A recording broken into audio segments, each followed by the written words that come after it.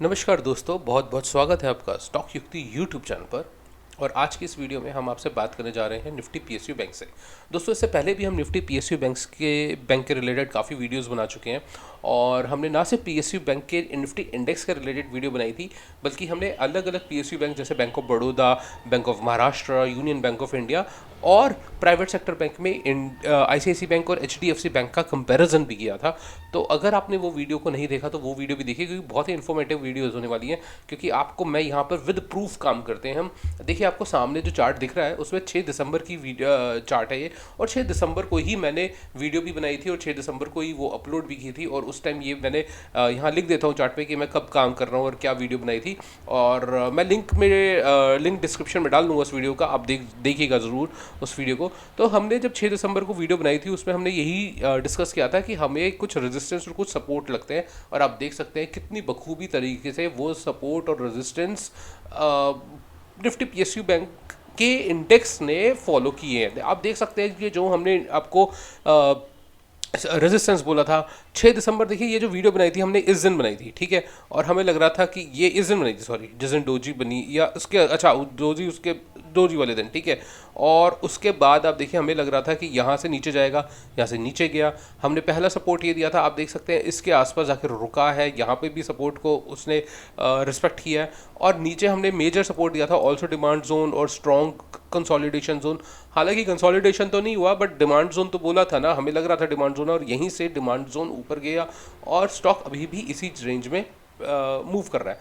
आप देखिए, एक घंटे की कैंडल लगाता हूँ और उसके बाद देखिए क्या लग रहा है। तो देखते हैं एक घंटे की कैंडल में। अब देखिए यहाँ से इधर गया, रेजिस्टेंस में थोड़ा कंसोलिडेट किया, यहाँ से सीधा नीचे। और देखिए यहाँ पर जब हम इस जगह पर आएगा, कंसोलिडेट करेगा, तो हम यहाँ पर लॉन्ग तो नहीं कर सकते ना, शॉर्ट ही करेंगे। अच्छा, सपोर्ट पर है, शॉर्ट क्यों करेंगे? क्योंकि देखिए जब हमने इसको, जब ये इंट्राडे पर होगा तो इंट्राडे का एक ना बहुत ही अच्छा इंडिकेटर होता है वी वैप। अगर देखेंगे उसको कैसे करते हैं काम, तो वी वैप के नीचे ही होगा ना स्टॉक। और देखिए दूसरी चीज़, अगर मैं सुपर ट्रेंड को कहूँ तो सुपर ट्रेंड भी नेगेटिव ही बोल रहा है ना। तो जब सुपर ट्रेंड भी इस जगह पे नेगेटिव ही बोल रहा है, तो हम पॉजिटिव कैसे हो सकते हैं, हम कैसे लॉन्ग कर सकते हैं इस स्टॉक को? मगर सुपर ट्रेंड देखिए यहाँ से हमारे सपोर्ट वाली जगह से ग्रीन आ गया कि भाई यहाँ से आप बाई करो। और हमने भी कहा था कि ये ऑल्सो डिमांड जोन, ये डिमांड जोन लग रही है। जबकि यहाँ पर हमने डिमांड जोन नहीं लिखा था, यहाँ पे हमने कहा था कि एक एरिया लग रहा है, यहाँ पर आके वो थोड़ी देर रुक सकता है। क्यों कहा था रुक सकता है? क्योंकि यहाँ पे देखिए ना, कंसोलिडेट हुआ है ना, यहाँ पे स्टॉप हुआ है, होल्ड हुआ है थोड़ा। तो हमें भी लगा यहाँ पे होल्ड हो सकता है। तो यहाँ पे होल्ड नहीं हुआ, एग्जैक्ट ऊपर नीचे हुआ ना आसपास, ठीक है। थोड़ा बहुत मोटा मोटी आइडिया होता है, थोड़ा बहुत आसपास होता है तो होता है। अच्छा, देखते हैं, हमने और भी वीडियोस बनाई थी, जैसे बैंक ऑफ बड़ौदा के रिलेटेड बनाई थी। अब देखते हैं क्या लग रहा है बैंक ऑफ बड़ौदा में। तो जब बैंक ऑफ बड़ौदा हम देखेंगे तो मैं इसको सुपर ट्रेंड को बंद कर देता हूँ। और देखिए बैंक ऑफ बड़ौदा में भी मैंने जब वीडियो बनाई थी तो 6 दिसंबर को वीडियो बनाई थी, और देखिए बिल्कुल वही हुआ है ना। अब आप देख सकते हैं बैंक ऑफ बड़ौदा की वीडियो, बैंक ऑफ बड़ौदा के चार्ट में, कि यहाँ पर हमने ये 6 दिसंबर को बनाई थी, और 6 दिसंबर हमने जो वीडियो बनाई थी ऑलमोस्ट इस रेंज में बनाई थी। हमने कहा भाई ये तो हमें एक अपना रेजिस्टेंस जोन लग रहा है, और यहाँ से तो स्टॉक नीचे जाएगा। और यहाँ पे देखिए कंसोलिडेट किया और नीचे गया। हमने लिखा है यहाँ पे नो परचेज, मैं यहाँ पे परचेज नहीं करने वाला था स्टॉक को किसी भी हाल में। और सेलिंग जोन टेम्प्रेरी, और हमने ये भी लिखा था कि सेलिंग जोन रहेगा, ये टेम्प्रेरी सेलिंग जोन है। और यहाँ से नीचे गया और यहाँ से ऊपर, फिर उसके बाद स्टॉक में बढ़ोतरी दिखाई दी। अच्छा देखिए, अब यहाँ पर हमने यहाँ पे जब चार्ट बनाया होगा ना, तब मैंने कहा होगा कि हो सकता है यहाँ से कंसोलिडेट कर जाए, यहाँ ऊपर जाए, नहीं तो नीचे जाएगा और नीचे से कंसोलिडेट करके ऊपर जाएगा, जो भी। अब यहाँ से मेरे को कंसोलिडेशन थोड़ा मुश्किल लग रहा है, बट देखते हैं आने वाले समय में क्या होता है क्या नहीं होता। मगर बैंक ऑफ बड़ौदा, अगर आपको जब तक 270 के ऊपर होल्ड होता हुआ, कंसोलिडेट होता हुआ नहीं दिखाई देता ना दोस्तों, तो अब तक उसमें स्ट्रॉन्ग बुलिश साइड नहीं आएगी। मगर अगर वो यहाँ से निकल गया ऊपर, तो दोस्तों ये पक्का आपको 350 के लेवल आपको दिखाएगा, ये 300 प्लस पे पहुँच जाएगा उसके बाद, ठीक है। तो बहुत बड़े बड़े मैं वादे नहीं कर रहा कि भाई ये 500 पहुँच जाएगा, 600 पहुँच जाएगा, ये हमें पता ही नहीं, आता ही नहीं है काम तो। मगर ये 300 के आसपास पहुँच जाएगा। और लेवल कैसे निकालेंगे? लेवल तो भाई फेब लेवल्स बताएंगे, फेबोनाची, ठीक है। तो फेब लेवल्स के हिसाब से भी अगर हम देखें तो लेवल कोई 293 के आ रहा है, ठीक है। 293 तो लेवल बनता ही बनता है, उसके बाद नया लेवल देखेंगे, है ना। अब देखिए बैंक ऑफ महाराष्ट्र देखते हैं। तो अगर मैं लिखूँ बैंक ऑफ महाराष्ट्र, और अगर मैं बैंक ऑफ महाराष्ट्र देखूँ, सॉरी मैंने बेसिक इंडेक्स ले लिया, बट लगभग सेम चार्ट ही खुलेगा मैं एक मिनट बैंक ऑफ महाराष्ट्र दोबारा एनएससी का चार्ट खोल लेता हूँ। तो बैंक ऑफ महाराष्ट्र में भी अगर हम वीडियो बना चुका हूँ, आप देखिएगा उस वीडियो को भी, तो हमने पूरी तरह से एनालिसिस किया और यही हमारा जोन था। और देखते हैं वो वैसा ऐसा ही चार्ट है, ठीक है। नीचे गया, इस सपोर्ट पर आया, सपोर्ट पर रुका, ऊपर रेजिस्टेंस पे गया, फिर नीचे आया और उधर से ऐसे घूम रहा है, ठीक है। तो यही एक चार्ट दिख रहा है, इसी तरह से गया। अच्छा दोस्तों, ज़्यादातर ना मैं इंट्राडे लेता नहीं हूँ, मगर आज थोड़ा सा समय मिल जाता है, कई बार जब वर्क फ्रॉम होम कर रहे होते हैं हम ऑफिस से, तो ऑफिस का काम, तो इंट्राडे लेने का मौका मिल जाता है। तो आज का जो मैंने इंट्राडे लिया आपके साथ, मैं वो दिखाना चाहता हूँ। हमने लिया गणेश हाउसिंग का। अब आप कहोगे सर कैसे कैसे घटिया स्टॉक्स का आप इंट्राडे लेते हो, है ना। तो दिखाते हैं गणेश हाउसिंग क्या है। तो ये हमारा कुछ है इंट्राडे का। तो ये देखिए, अब ये मेरी इंट्राडे की वॉच लिस्ट होती है पूरी।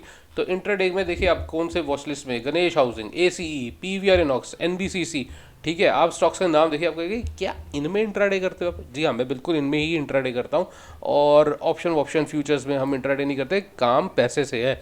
सामान क्या बेच रहे हैं, क्या फ़र्क पड़ता है, ठीक है। तो हमने आज गणेश हाउसिंग का किया, शायद अब से कुछ दिन पहले हमने जीएलएस का किया था, ग्लेनमार्क फार्मा का किया था, जीपीआईएल, गोदावरी पावर में भी हमने ट्रेड लिया था। हम बड़े कम इंट्राडे लेते हैं दोस्तों।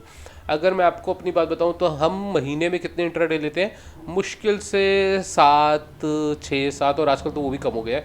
और हमारी जो एक्यूरेसी होती है लगभग 85%, 90%, मतलब 6 ट्रेड में से 7 ट्रेड में से मैं कहूँगा 5 ट्रेड हमारे हिट करते हैं पॉजिटिव साइड पर, ठीक है। मगर अगर मैं ये अपनी फ्रिक्वेंसी बढ़ा दूंगा ना, तो हमारी परसेंटेज कम हो जाएगी। और हम क्या करते हैं, कितना अमाउंट लेते हैं, वो बात की बात है, ठीक है। मगर देखिए अमाउंट, अब इसमें ना ज़्यादातर लोग सोचते हैं कि ना अमाउंट कम रखना चाहिए, मतलब इसमें ना बंदा एग्जैक्ट नहीं ले पाता। सर इतना बड़ा हम गेम ही नहीं खेल रहे, आपको इतने बड़े गेम ही नहीं खेलने ना।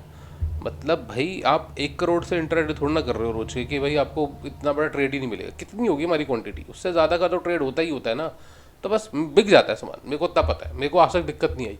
तो अब यहाँ पे देखिए गणेश हाउसिंग में क्या हुआ, हमने जब इंट्राडे लिया तो कोई, मैंने शॉर्ट किया था एक्चुअली। इंट्राडे में ज़्यादातर मैंने अपना देखा है कि मेरे को ना मौका जो मिलता है वो शॉर्ट साइड का ही मिलता है। और आप देखिए ट्रेड किस टाइम लिया मैंने लिया 1:30 पौने 2 बजे के करीब जाके, मतलब जब ऑफिस के काम से थोड़ा सा रिलैक्स हुआ, फ्री हुआ, लंच टाइम पर ज्वाइन करना था। तो उस बीच में ज्वाइन करने से पहले मेरे को लगा चलो चस्का के चलो आओ देखते हैं, इंट्राडे करते हैं।